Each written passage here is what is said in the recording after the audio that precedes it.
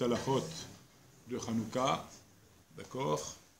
Comme ça, les gens sont un petit peu au courant de ce qu'il faut faire pour Hanouka.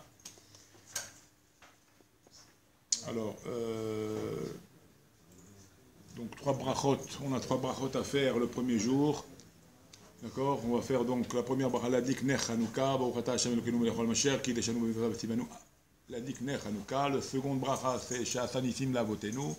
Baruch atah Hashem Elokeinu melech haolam She'asa nisim lavotenu bayamim ha'em bazman hazeh. Et le troisième bracha, c'est Baruch atah Hashem Elokeinu melech haolam she'echianu v'kiyemanu v'egiyanu lazeman hazeh. Dès le second soir, puisque maintenant on a allumé la première bougie avec ces trois brachot-là, à partir de la seconde nuit, donc la deuxième bougie, on n'a plus besoin de dire she'echianu. Okay? Bien sûr, si on allume pour la première fois la deuxième nuit, pour nous c'est la première fois, alors il faudra dire she'echianu, bien sûr. Mais si on allumait dès le premier jour, on a dit les trois brachot, on a dit she'echianu, alors les autres jours, on n'a plus à dire she'echianu. Par contre, on dira toujours les deux brachot. D'accord? C'est-à-dire, on dira toujours la dikner Hanouka et She'asa nisim. La votez-nous. Ok? Ça, on continue à le dire pendant le reste des jours. Ça, c'est pour les brachot. Ensuite, on allumera toujours, les brachot sont dites toujours avant l'allumage. C'est-à-dire qu'on fait d'abord les brachot qu'on vient de dire. D'accord? Et après, on allume la bougie du jour. D'accord? On allume la bougie du jour. Ok? Après qu'on ait dit She'asa nisim, ou le she'echianu si c'est le premier jour, dans cet ordre-là, les trois brachot, c'est le premier jour. Après, on allume, après qu'on ait fait on a répondu Amen, ceux qui sont là, répondent Amen, et là, il commence à allumer la première bougie. Le deuxième jour, il dira les deux brachot, comme on l'a dit, et après, seulement qu'il termine les deux brachot, il allume la deuxième bougie, et après, il revient sur la première bougie. Le troisième jour, pareil, il allume d'abord, il fait d'abord les brachot, il allume après la troisième, la deuxième et la première.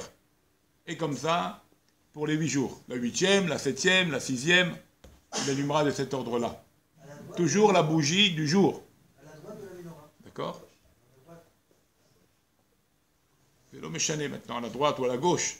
Ici maintenant, la menorah, elle est comme elle est devant toi. Tu as la menorah devant toi ici, d'accord?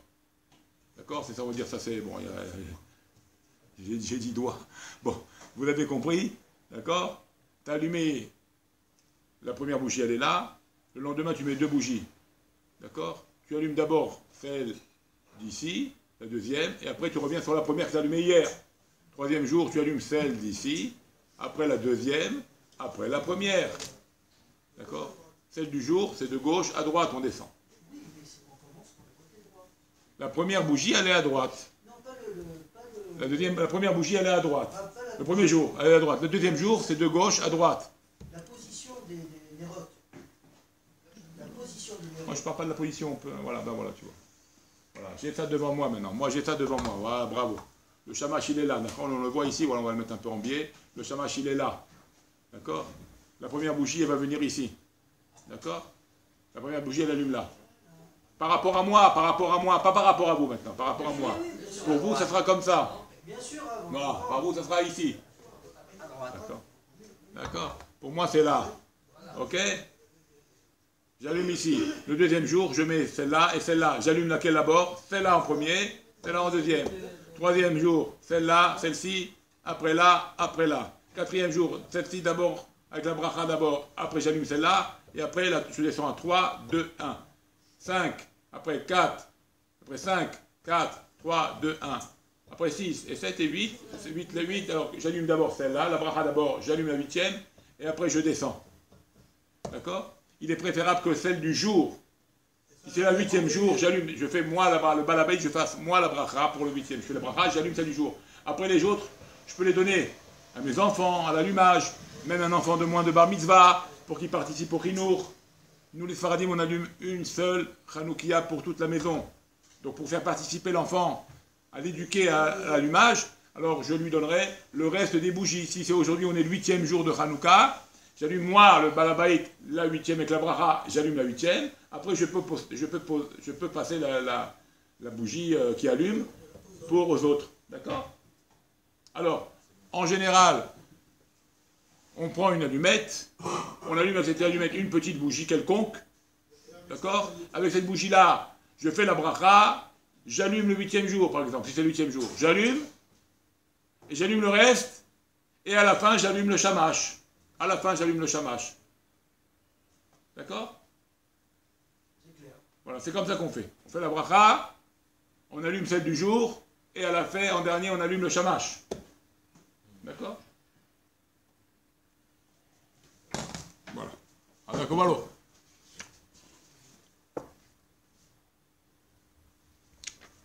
Ensuite, les femmes ont l'obligation aussi d'allumer. S'il n'y a pas de mari, ou si le mari n'est pas là, elle allumera chez elle, avec bracha, d'accord? Et si elle peut joindre son mari par téléphone en lui disant « je te rends quitte », elle peut même le rendre quitte. On n'est pas obligé d'être là pour être quitte de la mitzvah. On peut faire la mitzvah sans être là. C'est-à-dire quelqu'un fait pour nous la mitzvah sans être là. Il l'a fait chez nous, la femme elle allume avec la bracha, le mari n'est pas là, il ne sera pas là toute la nuit, il est à l'étranger, il est ailleurs, il est dans un train, il est dans un avion. Un exemple. La femme peut allumer chez elle, en pensant au mari, et le mari a fait la mitzvah. Il a fait la mitzvah. Ok? Ensuite, ce qui est important, c'est quand on est invité. Alors,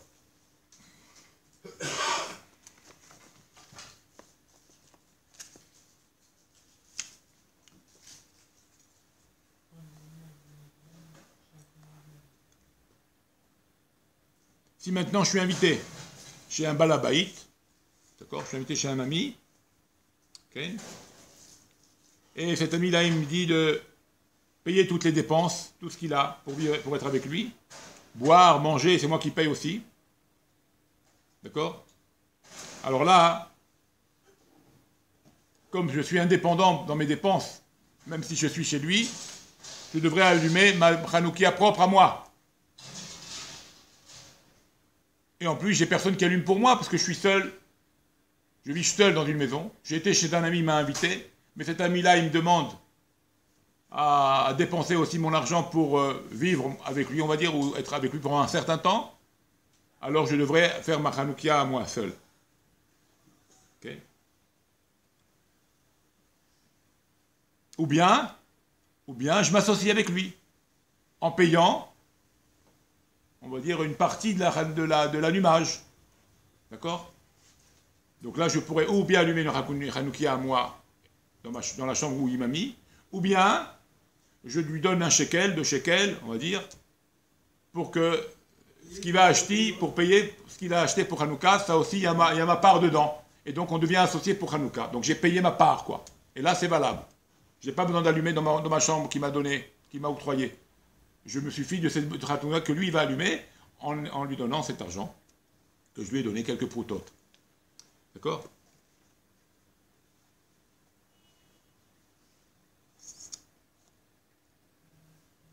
Maintenant, si le balabait, il m'a invité pour Hanouka, donc on parle d'un homme qui est seul, qui vit seul, il a été invité pour Hanouka, personne n'allume chez lui, donc il n'a pas de femme pour qu'il allume chez lui, parce qu'on a dit s'il y a une femme, il peut allumer pour lui. On va dire qu'il est tout seul, il est invité pour Hanouka, et là, son hôte, c'est-à-dire celui-là qui l'invite, lui dit, tu sais, tu manges chez moi, tu dors chez moi, à l'ail. Toutes tes dépenses, c'est moi, pas de problème, ça me fait plaisir. Tu es chez moi, je ne vais pas demander d'argent. D'accord? Alors dans ce cas-là,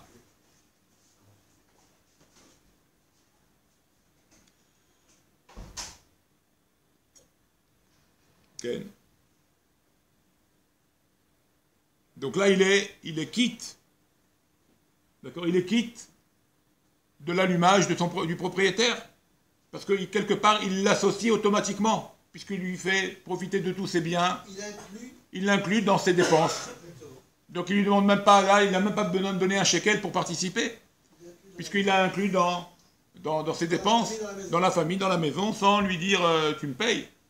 Tu es inclus, c'est moi qui t'ai invité avec un bon cœur, donc tu n'as rien à me donner, et donc là, il est quitte de la Hanoukia que son ami, le hôte, va faire. Ok? Ça, c'est pour des gens étrangers. Maintenant, si c'est la famille,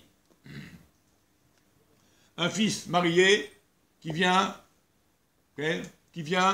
à la maison de son père,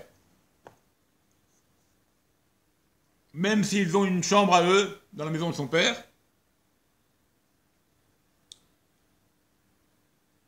le fils n'a pas besoin d'allumer. Pourquoi? Parce que, comme je vis chez mon père, en étant marié, je suis chez mon père, j'ai pas besoin, parce qu'il m'a, toutes ses dépenses, il me les met, il m'inclut aussi dans ses dépenses. D'ailleurs, je fais partie de la famille, puisque je suis son fils, mais là, il y a une femme en plus, je vis chez lui, ce qu'il dépense, c'est aussi pour moi, donc je n'ai pas besoin de donner quoi que ce soit, il est d'accord, quelque part, c'est mon père, il est d'accord que je vis avec lui, et donc la Hanoukia qui l'allumera me rendra quitte, moi et ma femme. Donc il n'a même pas besoin de s'associer, de me donner quoi que ce soit. Il n'a pas besoin de donner au père quoi que ce soit. Okay. Si maintenant le couple vont chez les parents, mais ils ont une maison, ils vont chez eux, d'accord? Mais ils vont dormir chez les parents. Donc il m'a invité papa, il nous a invités à passer Hanouka avec lui, d'accord? Et bien sûr, il ne va pas me faire payer le manger que je vais manger chez lui. Il m'invite, quand il m'invite, c'est on mange, c'est chez toi. D'accord? Là également, je n'ai pas besoin d'allumer une Hanoukia pour moi. Mon père va me rendre quitte. D'accord? Parce que je dors chez lui. Je n'habite pas là-bas. Je vais rentrer chez moi. Mais comme je vais dormir ce soir chez lui, je n'ai pas besoin d'allumer une Hanoukia pour moi. Avec celle de mon père, cela suffira. Si tu es Ashkenaz. On ne parle pas des Ashkenaz pour l'instant. Il faut en parler. Oh bien, j'arrive. Je ne vais pas tout mélanger pour l'instant, je garde encore notre... T'as raison. Oh merde. On fera un deuxième cours pour les Ashkenazim. D'accord? Voilà, comme ça sera clair. Ça c'est pour Sfaradim ce que je dis, hein, comme à la fin.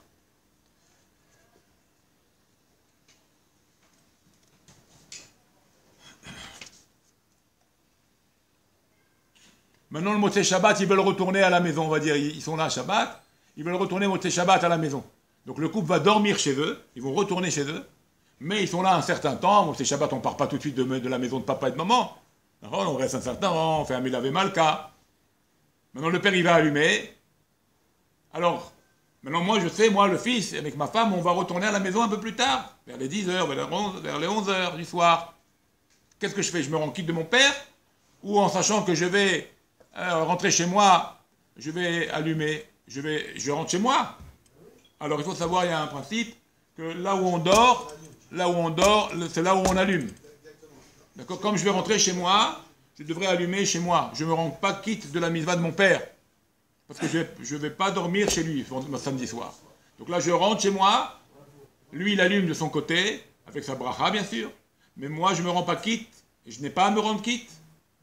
Je vais me rendre quitte chez moi quand je rentrerai, même si c'est à une heure tardive. D'accord? Même si c'est à une heure tardive.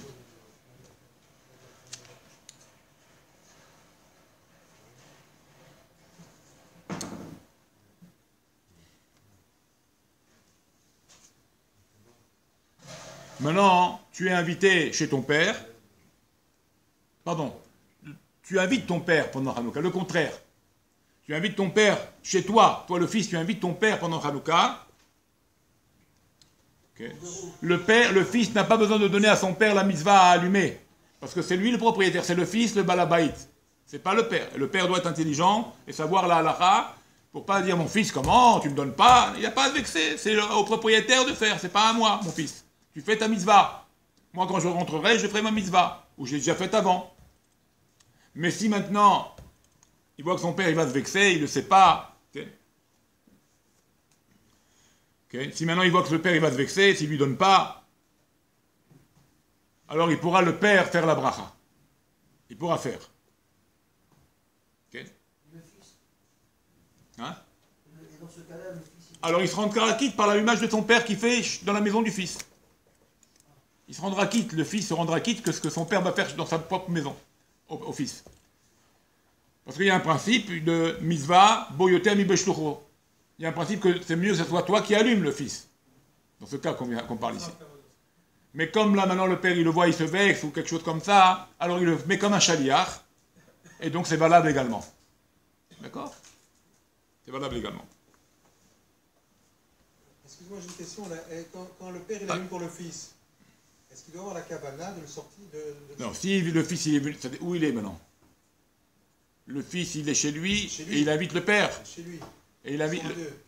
Ils sont à deux. Est-ce que le père, doit, quand il allume, il doit avoir la cabane? Bah oui, s'il doit le rendre quitte, il doit le rendre quitte. Bien sûr. Il faut penser à lui. Je te rends quitte mon fils. En général, c'est bien que le père fasse ça quand le père il est chez lui. Quand le père il est chez lui-même. Là, il rend quitte son fils en sachant que son fils il va dormir. Si c'est le contraire, c'est au fils d'allumer, on a dit. Mais s'il voit que son père il va se vexer, alors il peut lui donner au père à allumer la bougie de Hanouka, comme un chaliard, et il rendra quitte le fils. Le fils n'a pas besoin de rallumer une seconde fois. D'accord? Ah, si le premier soir on rate pour des X raisons, on n'a pas. Si on rate la première fois et ta femme elle a pu allumer à ta place, On est tout seul. t'es tout seul. Et on rate. On est, je sais pas, on peut pas allumer la. Alors? Est-ce qu'on a le droit, dans la journée, le lendemain, Non. d'allumer? Pourtant, la nuit, elle commence, le jour, il commence la nuit chez nous. Ok, mais c'est la mitzvah de la nuit. Okay. Donc, alors, ah bon? Donc on allumera la nuit. Okay. À la sortie des étoiles. Bien plutôt, c'est peut-être à la Shkia, comme on fait Shabbat. Mais comme bien même, il faut laisser le temps. Comme ça dit la Gemara dans ma Maseret Shabbat. On allumait jusqu'au dernier des Tarmoudaï. Il y avait un peuple qui s'appelait les Tarmoudaï, qui restait pour vendre du bois aux Juifs. Alors c'était les derniers au marché. Donc c'est le temps de l'allumage. C'est ça, quand il y a encore des gens, pendant cette période de la nuit, il y a encore des gens, donc il y a encore du monde, on allumera pendant cette période-là. C'est pour ça que c'est bien d'allumer dès la sortie des étoiles, parce que c'est encore, les gens sont encore là, et le temps qu'il restait, c'était un temps à peu près d'une demi-heure qu'on a évalué, et donc c'est bien d'allumer, de mettre de l'huile ou une bougie qui dure au moins une demi-heure, si ce n'est pas plus, et qu'elle soit allumée pendant la première partie de la nuit. Ça, c'est l'idéal. D'accord? Donc il faut toujours mettre au moins une demi-heure de temps d'huile ou de bougie. Dans la première partie de la nuit, ça serait l'idéal. Si on ne peut pas la première partie de la nuit et le reste de la nuit, c'est valable également. D'accord? Deux bonhommes qui habitent ensemble, vous savez, comme un petit peu les étudiants, ils habitent ensemble. D'accord? Ils ont pris une maison en shoot-foot. Et ils mettent l'argent ensemble, ça veut dire ils ont... D'accord? Ils mélangent leur argent, ils vivent, pas chacun son frigidaire, comme on dit. Ils mangent ensemble. Chacun, ils mettent de l'argent, ils achètent ensemble et ils mangent ensemble. D'accord? Ils ne regardent pas, non, ça c'est à moi, ça c'est mon beurre, ça c'est ton beurre, ils ne font pas comme ça. D'accord? Alors cela, il y en a un seul qui allume pour le second. Il rend quitte le second. Un jour lui, il peut allumer, un jour lui, il peut allumer. Mais une seule Hanoukia. Ils n'ont pas besoin de se séparer et faire deux Hanoukiot, à moins qu'ils soient complètement séparés dans leurs dépenses. D'accord? Ils payent tout séparés, ils mangent complètement séparément, personne ne mélange quoi que ce soit. Alors là, c'est comme si c'était deux maisons. Et là, ils allumeront chacun sa Hanoukia dans sa propre chambre. D'accord? S'ils sont complètement séparés, leurs dépenses. S'ils mettent ensemble, alors... Ils sont obligés. En commun. Ils sont En commun. obligés de payer le loyer en commun quand même. Oui, c'est pas pour le loyer, c'est manger et boire. Il n'y a pas de problème parce que je prends ce que tu as acheté, toi ton lait que tu as acheté hier, et toi tu prendras mon lait de demain, tu prendras et tu bois, il n'y a aucun inconvénient, on s'est mis d'accord. Alors là c'est une Hanoukia pour tout le monde. Mais si toi ton lait c'est ton lait, mon lait c'est mon lait, t'en as plus, t'en as pas, tu ne prends pas le mien. Bon, c'est dur de vivre comme ça quand même, bon, même si on n'est pas un couple, mais d'être des amis comme ça c'est bizarre. Mais bon, on va dire. D'accord? Alors là, il faudra allumer une Hanoukia à chacun, parce que là ils sont complètement séparés dans leurs dépenses, chacun dans sa chambre. Beth Malone, on allumera si on va dans un Beth Malone, on a toute la famille, on a pris toute la famille, personne n'allume pour nous à la maison, on a pris toute la famille avec nous, alors là il faudra allumer dans la chambre du Beth Malone. On n'allume pas dans le Hadar Ochel, ça sert à rien. Dans le Oulam, il faut allumer dans un endroit, comme si, c'est quoi la chambre? C'est comme si tu as loué une maison. Ça revient à dire que tu as loué une pièce, tu as loué une maison. Quand tu as loué une maison, voilà, je suis en location, il faut bien que j'allume, même si c'est pas ma maison. C'est pareil, à l'hôtel, tu as pris toute ta famille, à l'hôtel, ta chambre devient comme ta maison que tu loues. Donc il faudra allumer à l'intérieur. En cachette, discrètement, parce que sinon ça peut faire des histoires. Et faire attention, surveiller, bien sûr qu'il n'y a pas de danger. Bon, ok, ça c'est un petit peu... on parlera, Bezrat Hashem, demain de ceux qui sont en yeshivot. D'accord?